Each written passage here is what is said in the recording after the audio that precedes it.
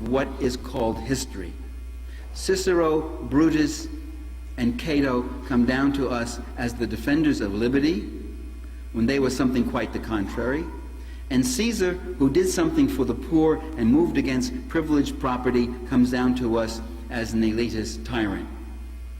And what you got here, of course, is this confusion of procedural democracy and substantive democracy. That those who cloak themselves in the trappings of procedural democracy or procedural republicanism were definitely against any kind of class democracy or substantive democracy, economic democracy.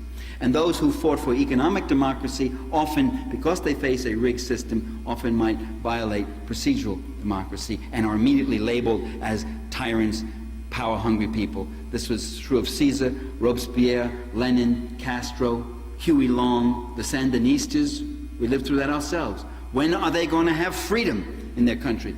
Ruling elites in America weren't concerned about freedom. They were as hypocritical as the Senate oligarchs were about Caesar. They weren't concerned about freedom. They were concerned that the Sandinistas were actually making changes in the social structure and class structure of Nicaragua.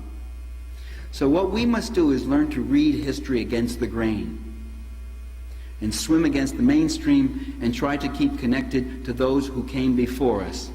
Certainly not the Ciceros nor the Catos, as we're urged and trained to do, and not even the Gracchi or Caesar or the Populares leaders, rather the anonymous masses upon whose shoulders they stood, the common people, who struggled against all odds with all the courage and all the fears and all the inconsistencies of ordinary people, who put themselves on the line, whose names we will never know, whose blood and tears we will never see, whose words and cries of pain we will never hear, and yet to whom we are linked in a past that is never dead and never really past, and a future that never arrives but beckons us and keeps us going.